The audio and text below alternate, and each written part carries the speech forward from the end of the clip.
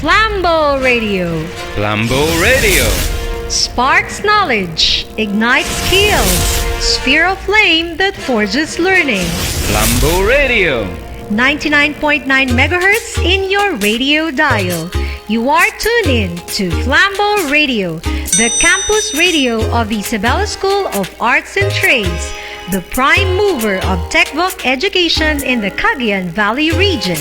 Now connecting to the community via sound waves to expand its reach to the 21st century learners. Flambo Radio is a channel that broadcasts lessons of the Department of Education to enrich teaching and learning process, hoisting the flagship of enduring education, believing that our future rests on the hands of our youth. Flambo Radio.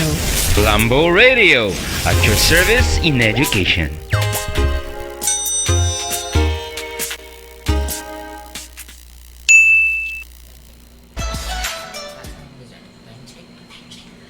Time check. It is now 9 minutes past the hour of 1 in the afternoon.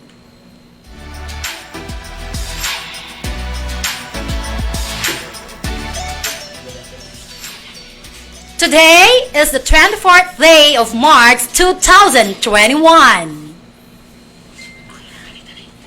My warmest greetings to all our learners. Thank you for tuning in. Please join me for an hour of teaching and learning creative non-fiction. This is Mom Nichar, the Kuy Umengan. Just call me Mom Nich or Miss You for short. Your teacher on air every Wednesday at 1 o'clock until 2 o'clock in the afternoon. Okay, first, may I check your attendance through our chat box? Kindly text or type an emoticon that describes your feelings today.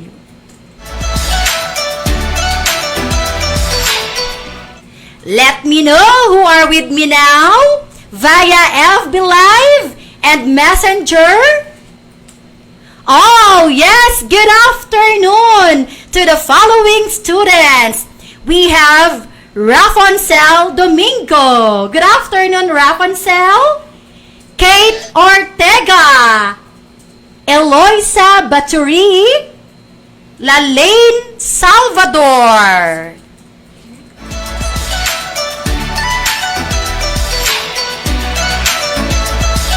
Okay, who else?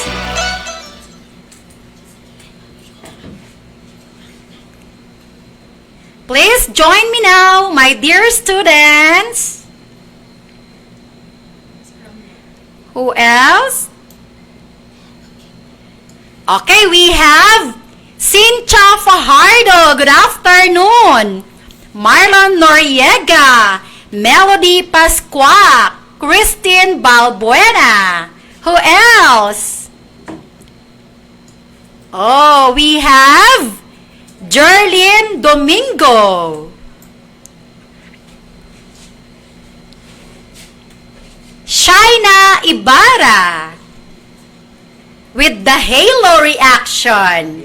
My angel in our class. Good afternoon to James Ognimod.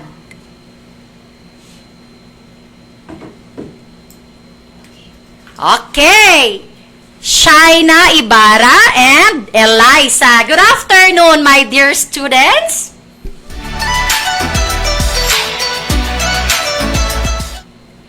Thank you very much for your attendance today. It seems that everybody is excited now, so may I welcome everyone to our creative non-fiction class on air. Only here at 99.9 Flambo Radio, the coolest radio station that provides you wonderful learning experience.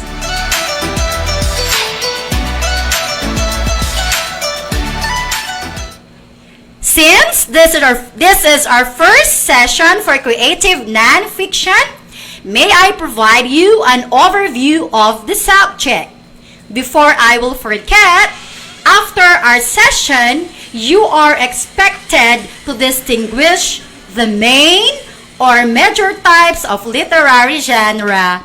Moreover, I wanted you to identify literary conventions of a particular genre.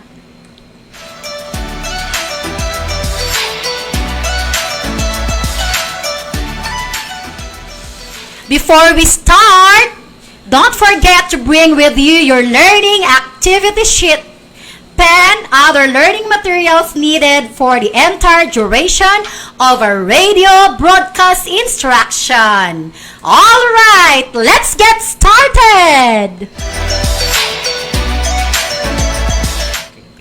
By the way, senior high school learners, you are allowed to send your shout-out greetings to make our interaction more exciting.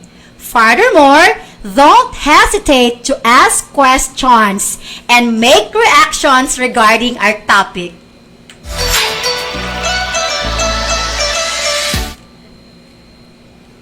Time check. It is now 14 minutes past the hour of 1 in the afternoon.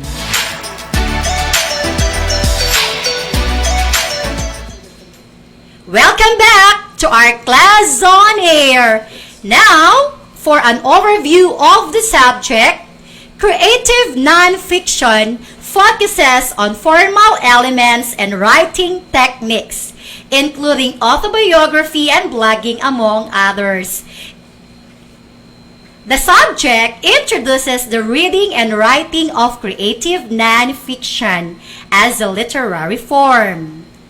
The subject develops in you the skills in reading and critical and creative thinking that will help you to be imaginative readers and writers.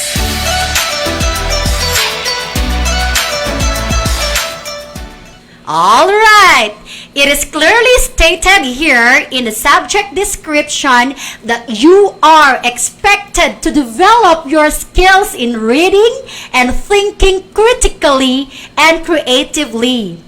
Moving further, what is creative nonfiction anyway?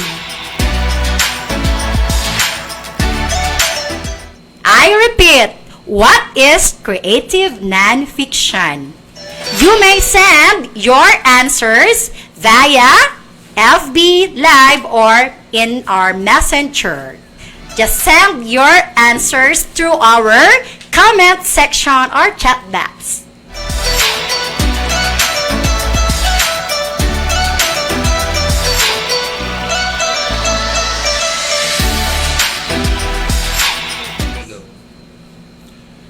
I'll repeat, my dear students, you may send your answers through our comment section or chat box. Then after some reminders, we'll be back to check your answers. Have you finished your modules yet, Jenny? I am trying to complete my EAPP module, Mom. I noticed that part of my module in all my subjects is the presence of reflection. My advisor always reminds me, though, to accomplish it no matter what. Why is that? Jenny, reflection is a powerful tool to have better learning experiences. Really, Mom? How?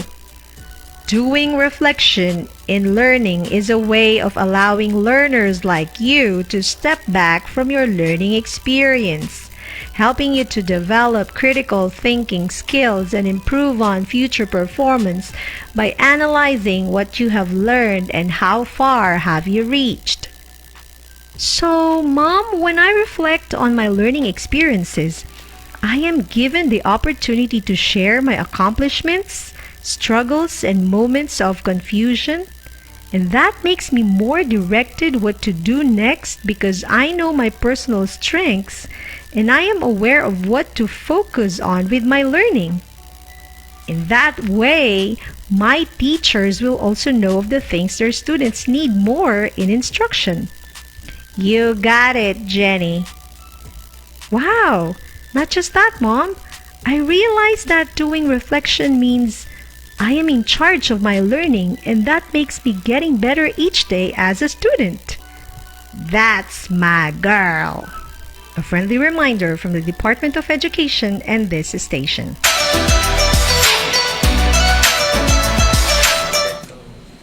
All right, welcome back, my dear students. Let me read the answer from Jerlyn Domingo. Creative nonfiction encompasses texts about factual events that are solely for scholarly purposes.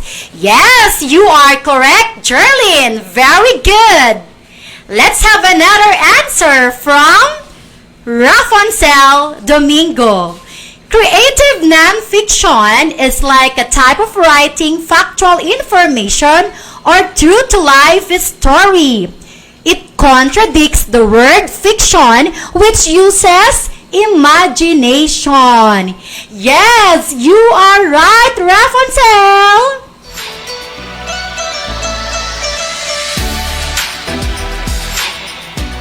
In other words, creative nonfiction is the opposite of fiction. Creative nonfiction are based on facts, meaning it involves real people, places, and events. So you are right, Rafancel. Very good.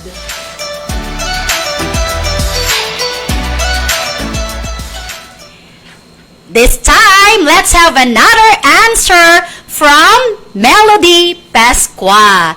Creative nonfiction, also known as literary nonfiction or narrative nonfiction, is the genre of writing that uses literary styles and techniques to create factually accurate narratives. Wow, you are correct, Miss Pasqua.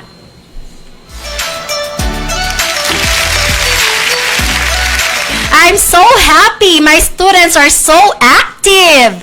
Okay, let's have another answer from Miss Eugenio Angelica. Okay?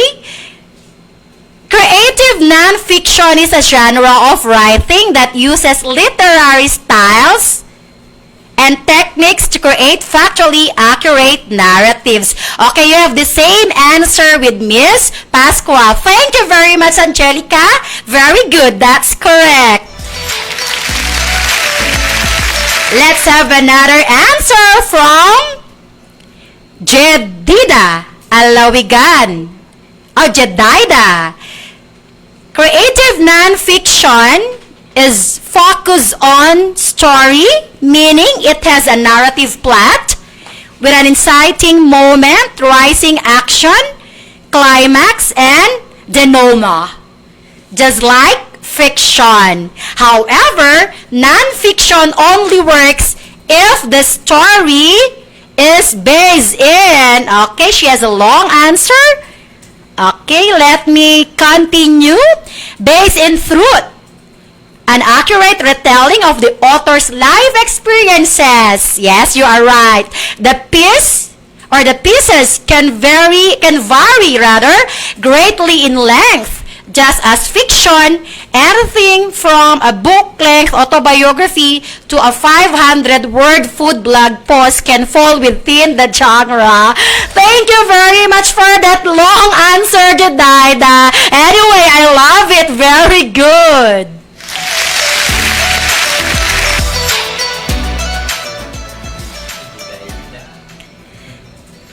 Okay.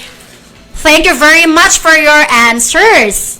Let's proceed. Creative nonfiction is also called literary nonfiction or narrative nonfiction. You are right, class. It is a genre of writing that uses literary styles and techniques to create factually accurate narratives.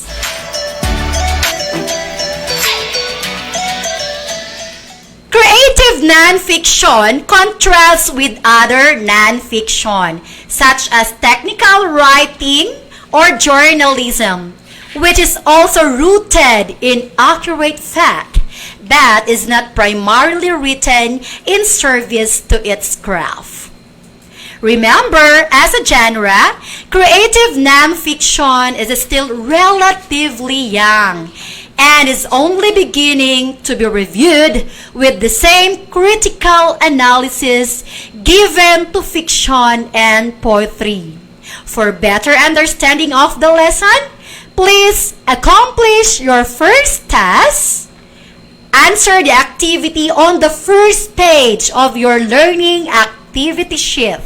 We will check your answers after this short reminder.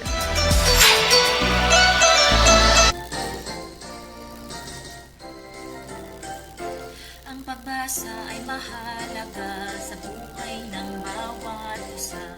Unawain ang binabasa, buhay natin ay sisila. O halina tayo'y magbasa, ugaliin at maging bihasa, palawakin at pagyamanin upang makamit ang mithiin. May pag-asa sa pagbasa, ang unang hakbang sa pagtamo ng karunungan, nakapagpapayaman at nakapagpapalawak ng kaalaman, nahuhubog ang kaisipan at paninindigan. Halina't magbasa! Ang pagbasa ay mahalaga sa buhay ng bawat isa, palawakin at pagyamanin upang makamit ang mithiin, Ito'y hatid sa inyo ng 99.9 Isa Radio. Time check! It is now 24 minutes past the hour of 1.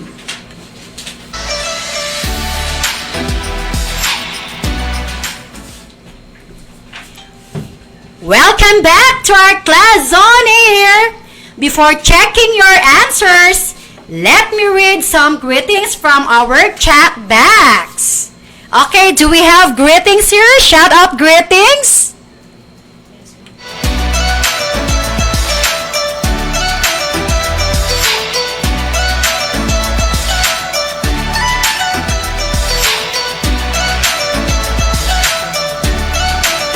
Okay, we have shout-out greeting here from Rodel Bugina. Good afternoon, ma'am, and to all our dear teachers in the senior high school. Okay, thank you.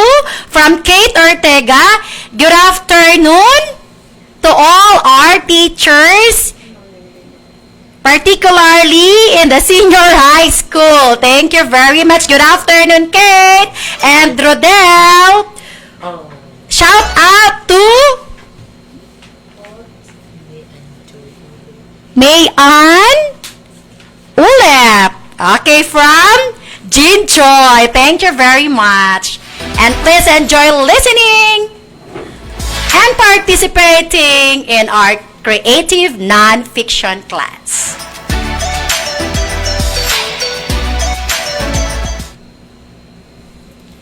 Okay? Let me check your answers now. We only have 4 questions for your first task, or your initial task, and you were asked to identify whether the statement is true or false. And what is your answer for item number 1? Let me read the statement, the first statement. Fiction works involve real people, place, and events. Is the statement true or false? Just send your answers through our comment section or chat box. Okay? What is your answer? May I repeat the statement? Fiction works involve real people, place, and events. Is the statement true or false? Okay, you are correct, Kian. The right answer is false. Who else aside from Kian? It is false. Okay, you are correct, Kian, Eliza, Angeline, Frederick, Tope, Cynthia, Melody, Rizaldo, Christine, Richard, Tonette, Jadaida. Okay, you get the correct answer.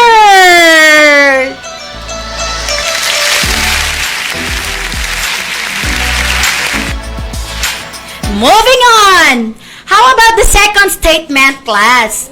Poetry is written in lines and stanzas instead of sentences and paragraphs.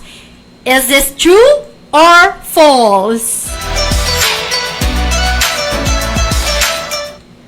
I repeat the statement. Poetry is written in lines and stanzas instead of sentences and paragraphs. Is the statement true or false? What's your answer? Okay? The correct answer is you are right. We have the following students who get the correct answer. We have Frederick. Very good. Who else? Kian, Eliza, Rafoncel, Melody, Eliza, Kazmir, Rashid, and many more. Don't you worry, my dear students. Your answers will be recorded as a part of your performance task. I'm so happy and I'm so glad my students are truly brilliant. It thrills me. I love it, my dear YUMS learners. Keep it up.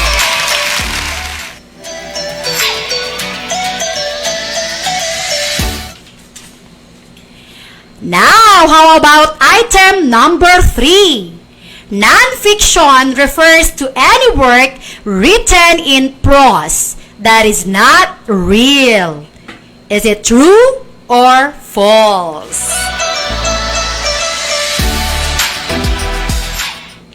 I'll repeat. Non-fiction refers to any work written in prose that is not real. Is it true or false? What's your answer?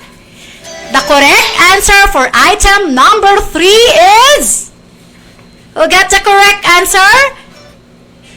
Who answered false? The answer for item number 3 is false, and you are correct. Tope, Kazmir, Jerlyn, Frederick, Angela, Rafoncel, Levelyn, Rashid, Ruth, and many more. I'm so happy you got it right.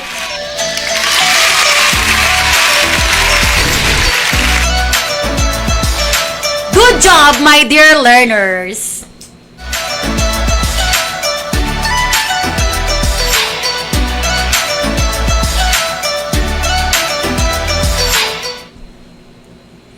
Okay, and for the last item, drama includes all plays or anything that is meant to be performed. What is your answer? Is the statement true or false?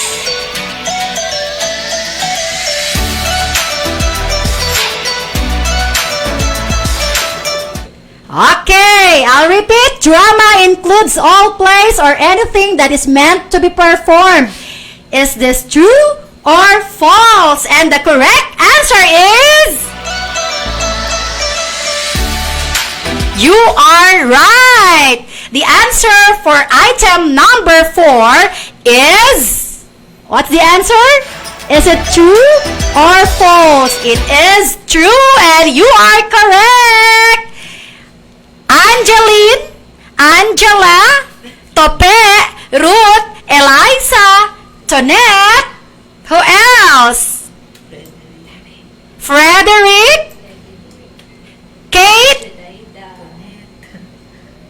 Angela, Angeline, Celine, Charity, Divine, and Ruel. You are all right. Very good.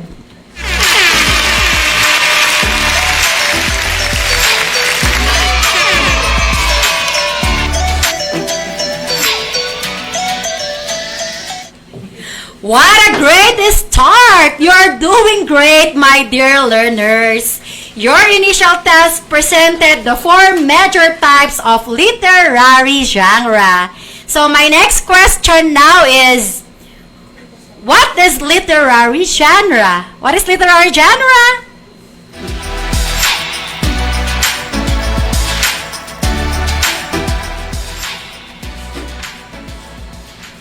Alright, I'm so glad my students are very active. I have here answers coming from Celine, George. Let me read first the answer of Celine. Literary genre is a style of writing. The word genre means artistic category or style. Alright, you are correct, Celine.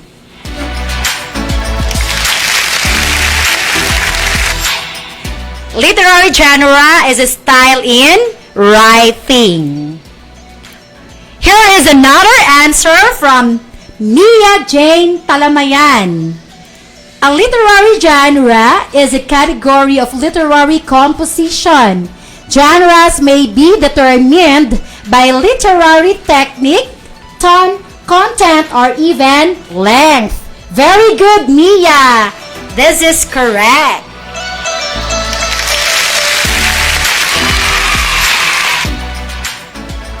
Another answer coming from Frederick.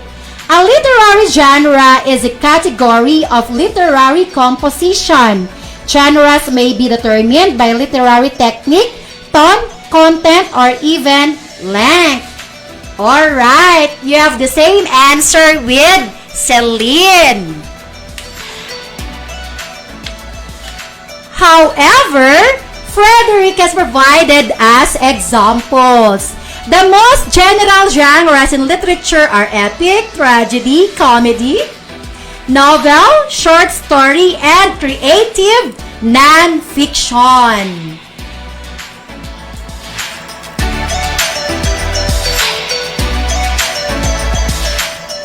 They can all be in the genres prose or poetry, which shows best how loosely genres are defined. Wow! Thank you for this very comprehensive answer, Frederick. I love it.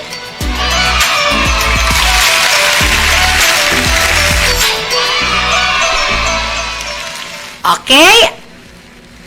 Another answer coming from Jedida. A literary genre is a category of literary composition. Genres may be determined by literary technique, tone, content, or even length. Thank you very much, Jedida. You are correct.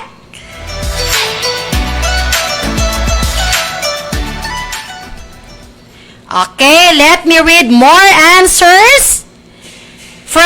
This time from Kazmir Maduma. Literary genre is a style of writing. Yes, you are right, Kazmir. Then from Richard Longcap. Wow, branded. Hi, Richard. Genres may be determined by literary technique, tone, and content. Yes, very good, Richard. You are right.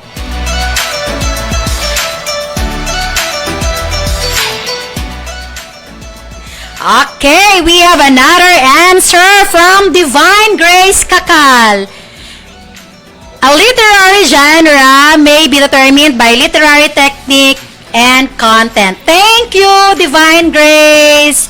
It seems that your answers are the same and you are all correct.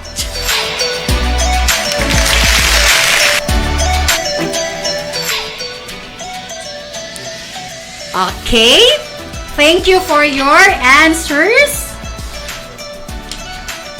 Let us pause for a short break, my dear learners. And when we return, we will read your...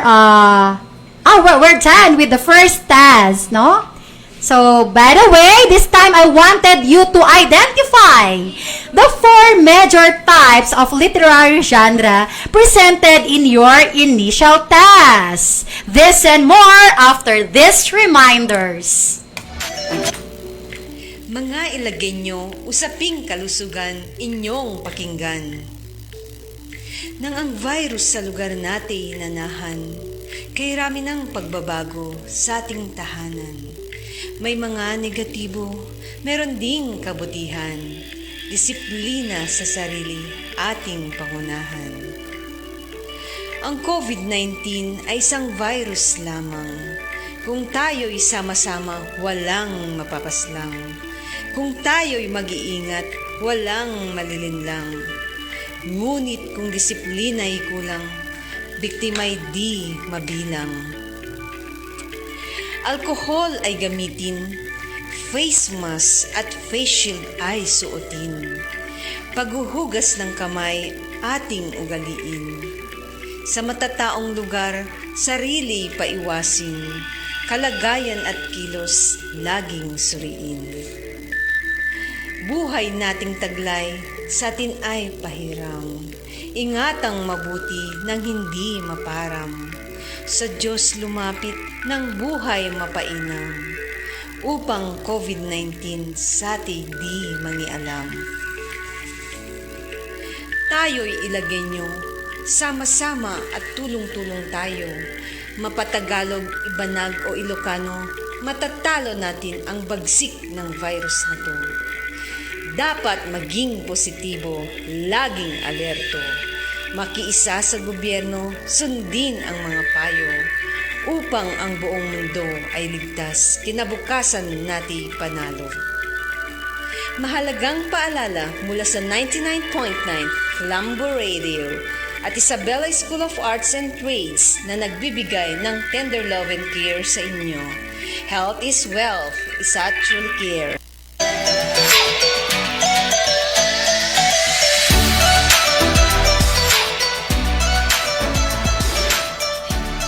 Let's synchronize our time. It is now 40 minutes past the hour of 1 in the afternoon.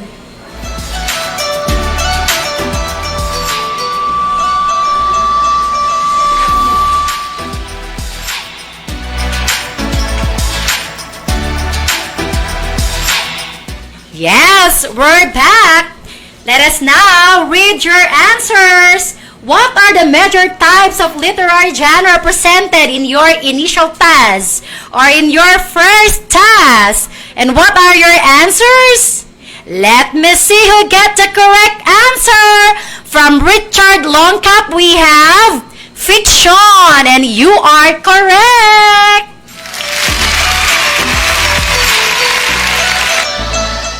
What else, class?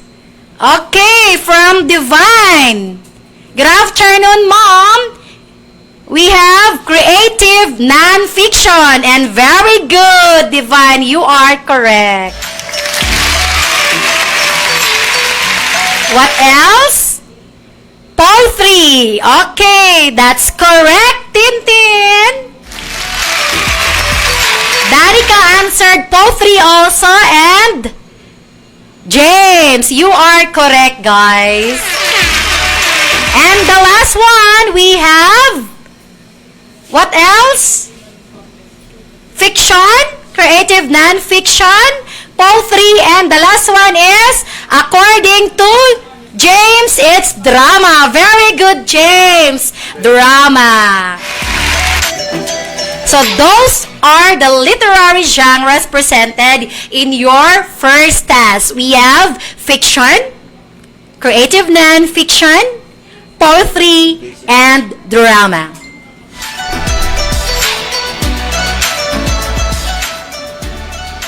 Thank you for your answers. I would like to commend everyone for your active participation.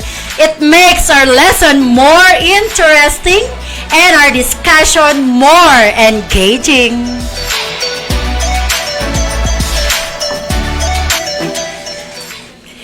Literary genre is a category of literary composition determined by literary technique, tone, content, or even length. Literary genre has four major types. These are fiction, non-fiction, poetry, and drama.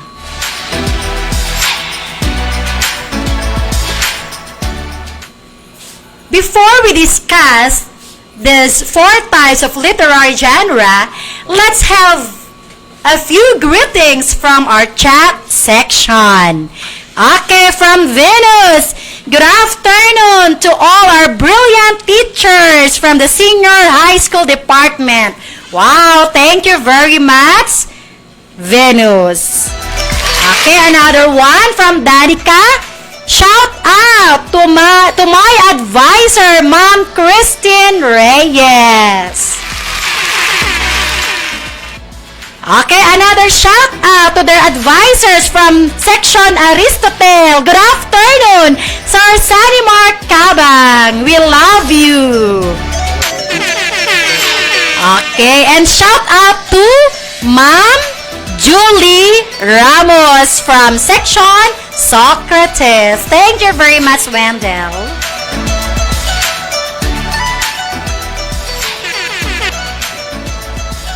Alright, the first type of literary genre class is fiction. Fiction refers to any work written in prose that is not real. Fiction describes imaginary events and people. In contrast, the second major type of literary genre, which is non-fiction, refers to prose writing that is based on facts, real events, and real people.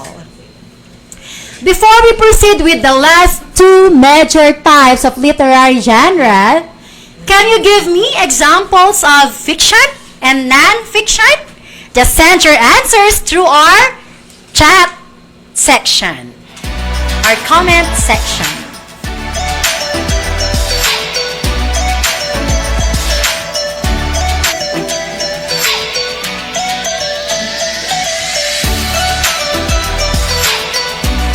Okay, examples of fictions are, according to Jerlyn, we have epic. You are right, Jerlyn. What else? Novel from Rapunzel. Very good, Rapunzel. Very good, Jerlyn. From Danica, we have legend. Okay, you are correct. What else, class? How about non-fiction? Can you give me examples of non-fiction? Okay, according to Venus, autobiography. You are right, Venus. Very good. Who else? From George, biography. Yeah, that's right. Biography is an example of non-fiction. What else? Reports. Yes, reports. And researches. You are correct, Kyla. Ayan. And from Jedida, fiction, science fiction. Yes, you are right, Jedida. Jedida, romance and fantasy. Correct. Very good, Jedida. Who else? Okay, example of fiction, Kwentong Bayan. Okay, that's correct. Kwentong Bayan in English, what's that?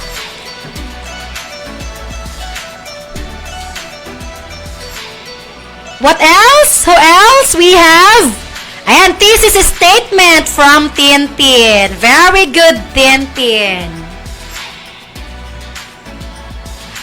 Alright, this time, let's proceed to the third major type of literary genre.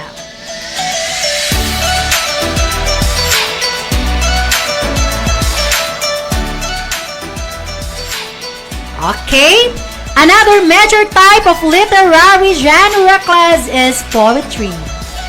It is written in lines and stanzas instead of sentences and paragraphs.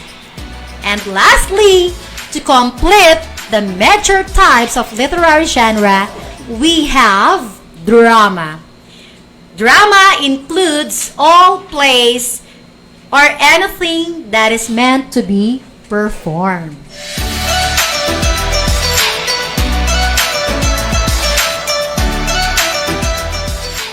Now, let's move on to our next topic this afternoon on understanding conventions of traditional genres. By the way, senior high school learners, do you know what literary conventions are?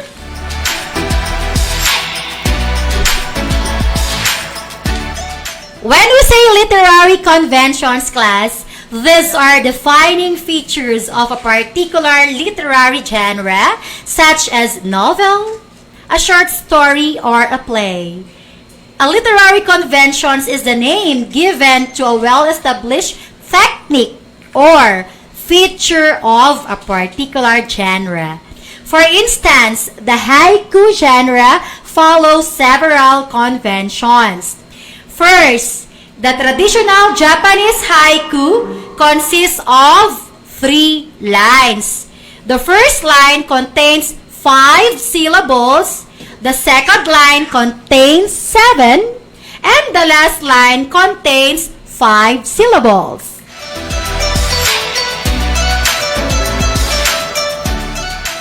So, meaning to say, when we hear the word haiku, what comes first into our mind is the rule of 5, 7, 5 syllables or 3 lines with 17 syllables.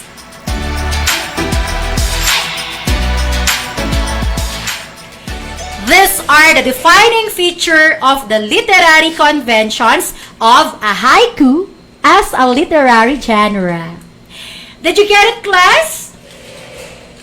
I hope everything is clear to you now. Here are some examples you can find. Okay, you can find this class on the first page of your learning activity sheet.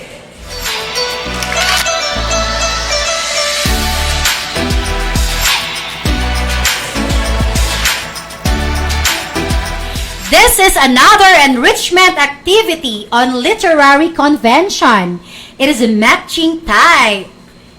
You are going to match the literary genre in column A with their corresponding literary convention in column B. I will give you enough time to answer the activity, and we will check your answer after this break.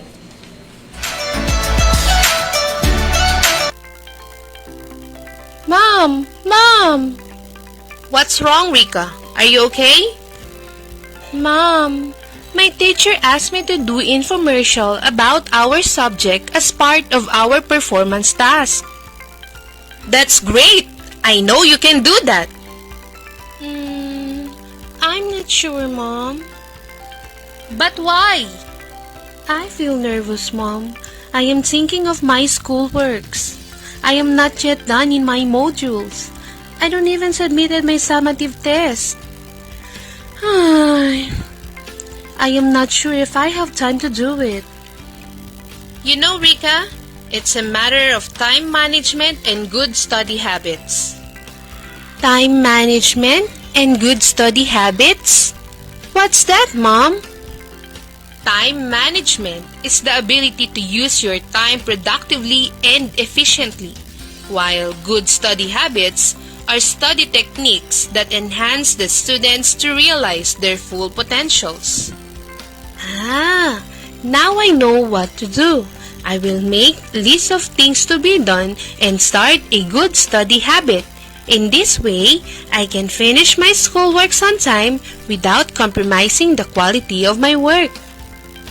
You were absolutely right. When you do things without rushing, you will have the best output. Thanks, Mom. I need to go now and I will now start managing my time.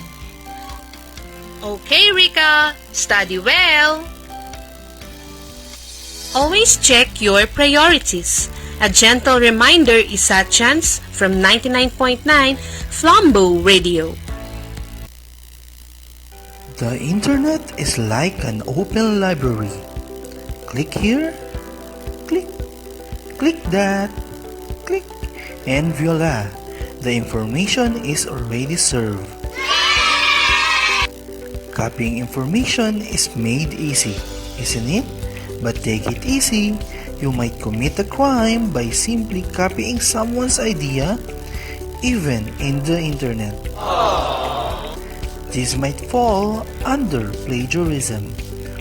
What is plagiarism?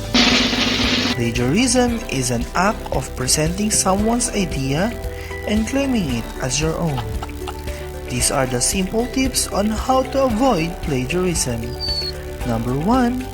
Always cite your references or the source of information. Number 2. Use quotation mark when copying word-by-word information. Number 3. Always give credit to the author. These simple tips will help you to become a better citizen even in the internet. This is brought to you by 99.9 Your Sat Radio.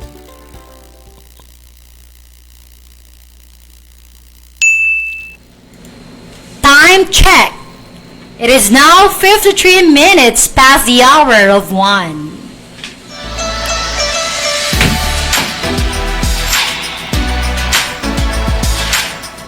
And now we're back to check your answers, class. So, what is your answer in the first item? Okay, you are right. It's letter B. You are correct. Hermie, Christine, Eliza, Angeline, Larilyn, Ella May, and many more. Thank you very much, my dear students. The answer for number 1 is letter B. Moral message is the convention of a fable.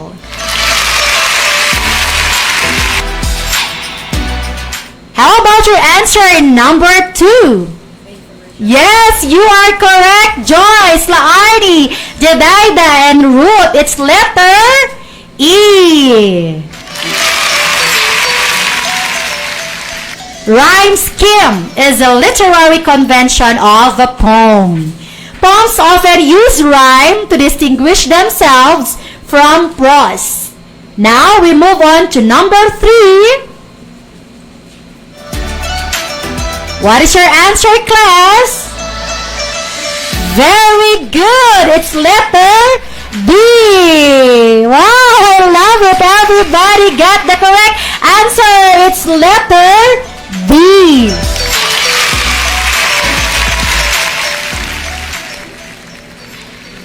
Okay, in fiction, a flashback is a scene that takes place before a story begins. You are all correct. Now, let's proceed to number 4. What is your answer to number 4, class? It is letter F, and you are correct. Celine, Rizaldo, Ruth, Jedaida, Rapunzel, Hermie, Kyla, Cynthia, who else, and many more. Don't worry, my dear students. Everybody got correct answer. Yes, you are right. It's letter F, and that is foreshadowing. Foreshadowing is the convention of short stories and novels, and the reader recognizes that it is regularly used by authors to hint at the events to come. In other words, it is an indication of a future event. And let me see who among you get the correct answer for number 4. Okay, we have Hermie, Celine, Jedaida, Cynthia, Frederick, Ruth, Richard, Joyce, Gasmir, Kian, and many more. Thank you, my dear learners. You're doing great. I love it.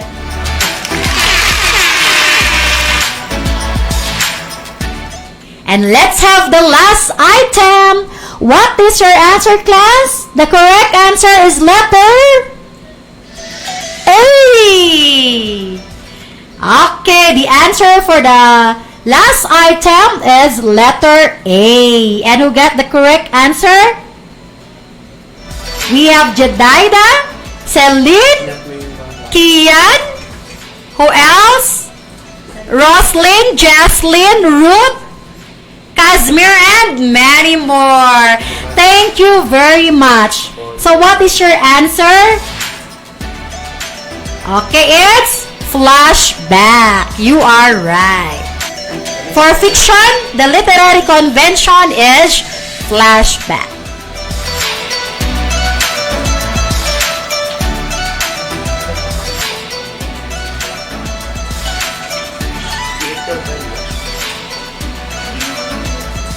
Wow, we're done with your second task, class.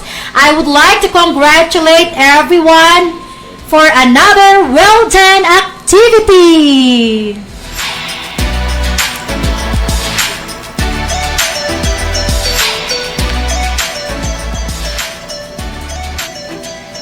Very good, my dear learners.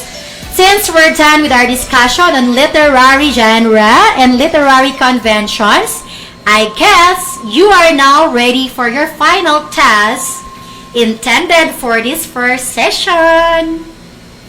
Please turn your learning activity sheet on page 5, and your final task is to identify the narrative conventions of fiction.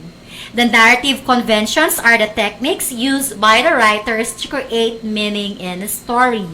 And there are various essential things or elements that come under narrative writing, such as setting, characters, plot,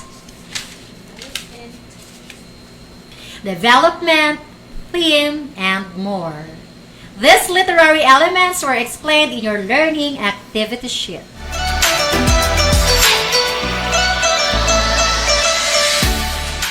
Do you have a question so far? Did you understand our lesson? Is everything clear to you? Are you still with me, class? Of course, I know. You're still there, alive and kicking. Please send a thumbs up emoji for your approval that you have understood everything and that you're still there listening on our class on air.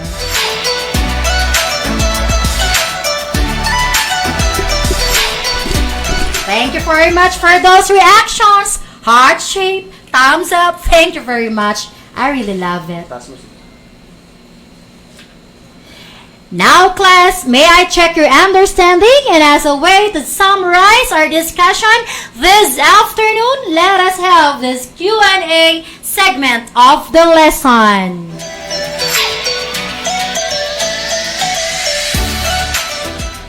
What are the major types of literary genre again? Just send your answers via messenger or through our chat section, or comment section rather. Again, I'll repeat, I want you to give the major types of literary genre. Okay, you are correct, Venus. We have the 4 literary genres are fiction, non-fiction, poetry, and drama. Very good. Venus, Celine, and Eliza.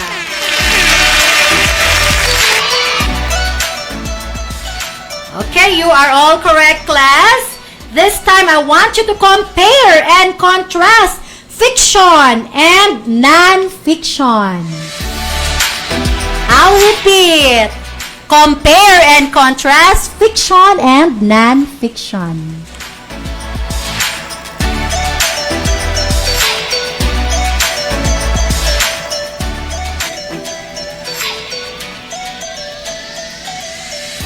Okay. Let's wait for the answers. Take your time, my dear learners.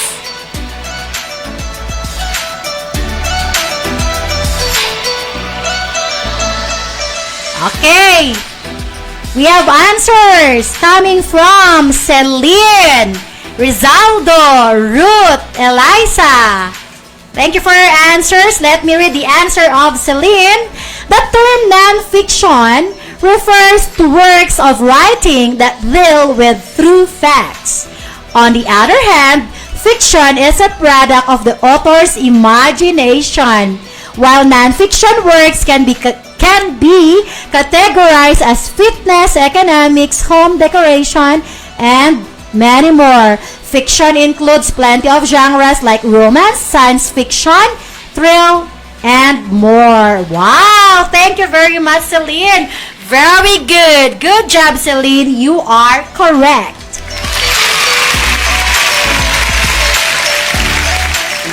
Another answer from Marjorie.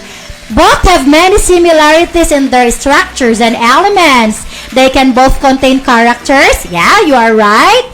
A setting and a plot, and both types of writing can contain elements of truth or real people, places, and events. Okay?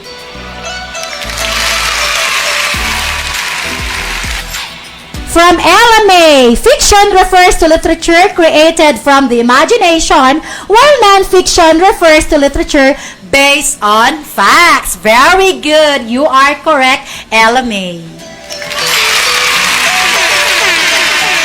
Okay, we're still receiving many answers. Don't worry, my dear learners. I will record all your answers, and that will serve as part of your performance task. And since we're about to finish our discussion, I would like to commend everyone for your active participation in this first session. And it's really a productive one. I love it.